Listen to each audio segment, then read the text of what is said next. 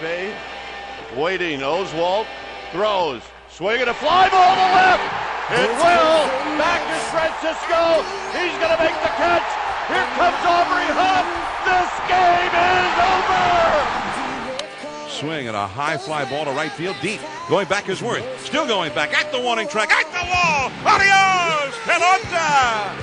Juan Uribe has hit an opposite field home run in the 8th inning, and the Giants have gone ahead 3-2. The runners lead, Valdez and Utley. There they go, the pitch. Strike 3 called!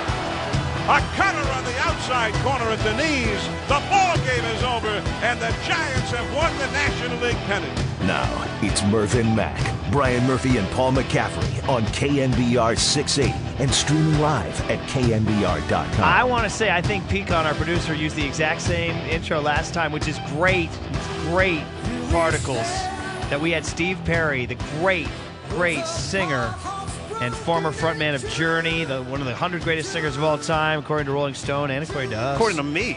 And we did this right before the Giants played the Braves, and guess what? They beat the Braves. Indeed. And then they beat the Phillies. Indeed. And now they're in the World Series, and we have Steve Perry back on the show. Steve, it is a real pleasure to have you back on the Murph and Mac Show with Brian Murphy, Paul McCaffrey. How you doing this World Series morning? That's kind of an introduction. I really owe you guys money after that. Are you kidding me, man? We'll keep doing it, Steve. As long as you keep coming on, we'll still pump you up, man. Yeah, you're pumping me up, baby. Well, you've been pumping up Giant fans now. I mean, this thing has really become a real marriage between you and Giant crowds. I mean, because we saw you on the screen, at least, during the Philly series, and they put you back up there. You did the Don't Stop Believin' chant again. And, I mean, Steve, the stadium just goes off when they do that. So, I mean, it's got to make you feel pretty good, too. Yeah, it's exciting. It's really exciting. And you know, this guy, Joe, who works for the Giants, comes to me and taps me on the shoulder. And he says, you know, if there's ever a time we need to play a rally song, we need to play Don't Stop Believin', can we put you on?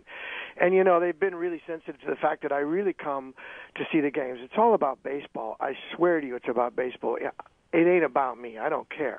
And I don't want to be on the big screen. But when it comes to a moment like that, when he tapped me on the shoulder, I says, if that's what you want to do, then let's do it. And so we just did an impromptu moment with an edited version of it, and the whole place got rocking and singing the lyric. And are we going to do this now, Steve, every 8th inning thing during the World Series, or are we just... I have no clue. Okay. I have no clue. Cool. But will you be at Game 1 tonight? Yes, I will. Okay, awesome. Will you be at Game 2 tomorrow? Yes, I will. Okay, right, man. Well, any chance you're flying to Texas for the road games? Thinking about it. Yeah. Hey, Steve, we're going down, man. We'll be down there. So if you make the trip, let us know. We'll hang. Yeah, definitely. Tell us about the ride, man. We know you're a huge. I mean, obviously, we had you on last time. We talked about your Giants fandom, and we talked about the Lincecum complete game against the Braves. Now, right. Tell us about how you handled the Philly series and the ups and downs of that one. Oh, criminy! I mean, it was a roller coaster of torture for sure. I mean, just towards the very end, when Uribe hit that one home run, I couldn't believe it. But we always been sitting around with these one-run advantages, and at the last we're sitting with Brian trying to close it out, and it's always torture. And I got interestingly nervous when they brought Lincecum in, and I thought, well, no, this is a good idea. And then I thought, well, I don't know. And then I started seeing, well, Bochy's pulling him, but I thought, you know, that whole game was really artfully designed by Boch. He did a good job. Yeah, beautiful. It's Mona Lisa, really, I think, Steve. Yeah. Yeah. Hey, and Steve, one of the big side stories to that whole thing was our boys going into that Lions Den in Philly. I mean, their fans they're out of control. I mean, I heard that. Yeah, they were giving Timmy a hard time about They're his hair. whistling at Timmy. I kept the whistling. I'm like, what year is it, guys? Hello? Yeah, man, thank you. Thank you. Well, Philly. What year is it you're whistling at Tim? Because why? Is it because he has a little bit of hair behind his ear? What year is it? Thank you, Steve. Well said, man. Well said. And, you know, when you were on the road playing those big arenas and stuff, I know you guys used to pull into the Philly Spectrum. And was it, you know, any harder to win over a Philly crowd? I worked at Philly, their props. It was one of the most rock and roll towns of the entire tour. Yeah. We used to play the Spectrum back then, which I understand is demolished. Mm-hmm. But it was, in my opinion, one of the most rock and roll venues we ever played. Yeah, I mean, they're hard. And the thing about Philly is that at times it can be great. They're very, very passionate. Like for you, when you hit the stage and they rock out for you guys. They were. But when they turn dark and ugly, man, they get dark and ugly on their. And I'm glad they had to find their dark side. Hey, do you have, Steve? We talk so much about what we're all doing during these games. We're so nervous. Everybody's superstitious. Do you have superstitions? Are you like Do you have to watch it alone? Do you put on a certain hat? I don't know. What do you do? Is there I have a favorite hat, which I will be wearing tonight. Okay. I'm not wearing a World Series hat because I feel that that's a little bit cart before the horse, and I Okay. don't want to be that presumptuous. Right. Sort of like spiritually, spiritually presumptuous. I do want to be. And I'll be wearing my same jacket that I always wear. Yeah.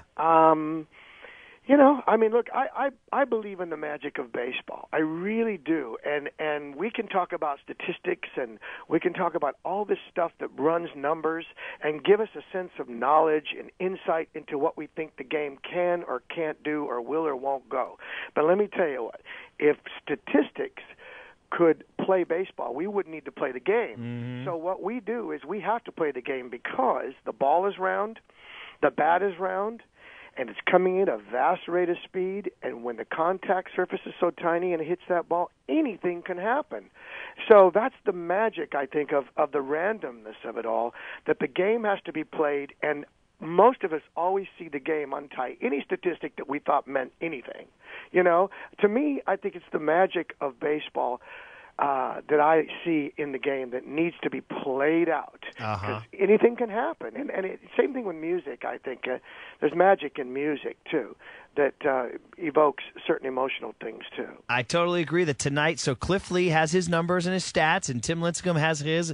But the time the ball leaves their hand and travels 60 feet 6 inches, we don't know what's going to happen. You know what? I don't care. I don't care about the stats because the moment the ball gets thrown, anything's possible. And I love that. As you can see, we're in the World Series. Anything's possible. Oh, man, it's so amazing. Steve Perry, the front man for Journey for years, and, of course, one of the great singers really in the history of rock and roll, and he's joining us. Huge Giants fan. If you're late to the party, if you don't know, Steve's there at all the ball games, and on the 8th inning, everybody who's at the ball games knows that we've been getting Steve's Don't Stop Believin'.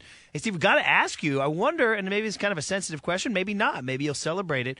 There is a local Giants fan who recorded your song, Don't Stop Believin', with special lyrics. His name's Ashcon, and it has over 1 million hits on YouTube now. And, I mean, it's obviously an incredible tribute to you guys and your music. I wonder if you've seen it. What do you think? I have seen it.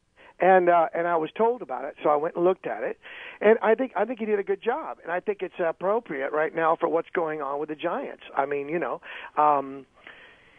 but I will tell you, from a logistics standpoint, that song's never been recorded with different lyrics, so a license was not secured. Right, so, right. To change the lyrics is not something you can just do. If you notice, that song has never been changed by anybody because I think the philosophy amongst all the writers who wrote it is that we kind of want to leave it the way it was originally written.